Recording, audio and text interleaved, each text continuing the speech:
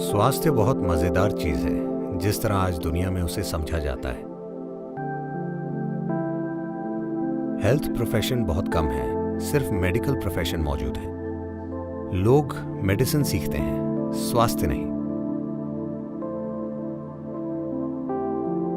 करीब 15,000 साल पहले जब आदियोगी हिमालय के ऊपरी इलाकों में प्रकट हुए, जब लोगों ने उनसे जीवन का मार्ग जानने की कोशिश की, तो उन्होंने जो पहली चीज सिखाई और सबसे मूलभूत चीज सिखाई,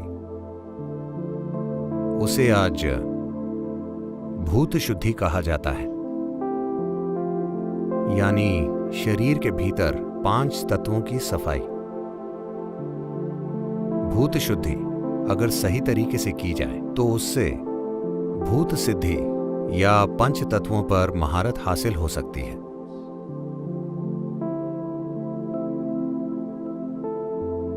ये इस समझ से आता है, ये इस आधार से आता है कि अगर आप एक साफ सुथरी इमारत बनाना चाहते हैं तो आपको बस निर्माण सामग्री का ठीक से ध्यान रखना होगा।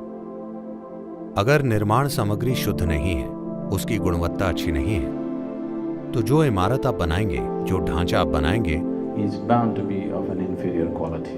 वो घटिया क्वालिटी का होगा। ये खुशहाली की तकनीकें हैं, क्योंकि हमने कभी शरीर को अपना पूरा जीवन नहीं माना।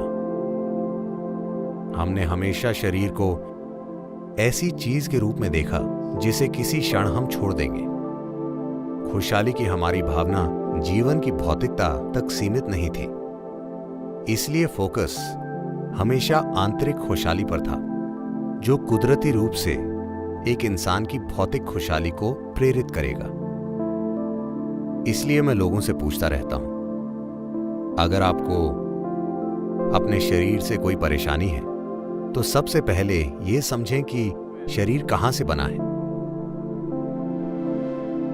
अगर आप केला खाते हैं, ये केला अंदर जाकर एक इंसान बन जाता है, तो इसमें एक किस्म की समझदारी और गुण और क्षमता है जो केले से इंसान बनाने में सक्षम है। तो इस शरीर का सृजन अंदर से ही होता है।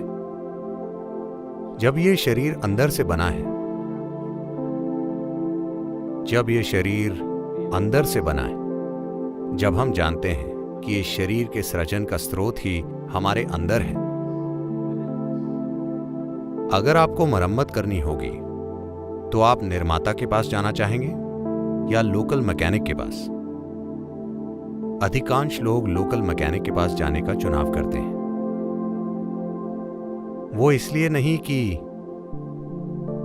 वो यही करना चाहते हैं, वो इसलिए क्योंकि वो निर्माता तक पहुंचने का रास्ता भूल गए हैं। वो बुनियादी ढांचा जो शारीरिक और मानवीय दोनों अर्थों में आंतरिक खुशहाली की इस तकनीक को लोगों तक पहुंचाने के लिए जरूरी है।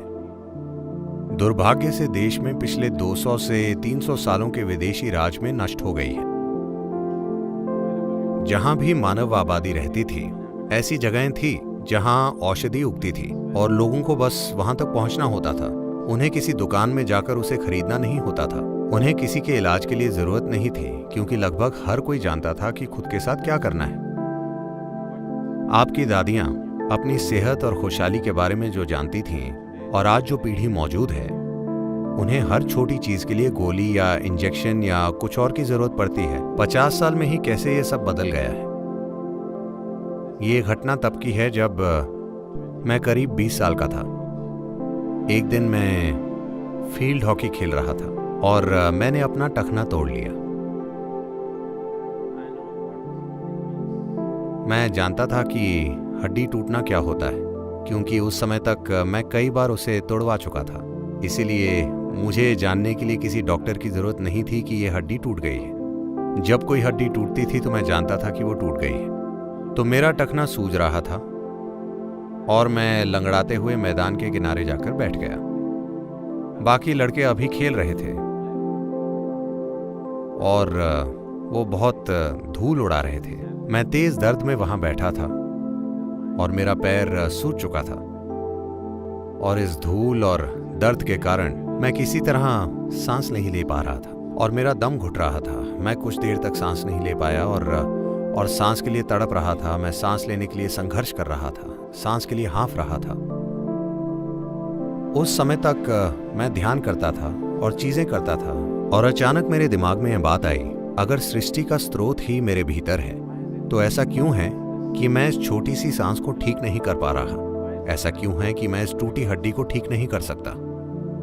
मैं करीब 1.25 घंटे आंखें बंद करके वहां बैठा रहा और जब मैंने अपनी आंखें खोली तो मेरी सांस बिल्कुल ठीक थी और तब से वो बिल्कुल ठीक है।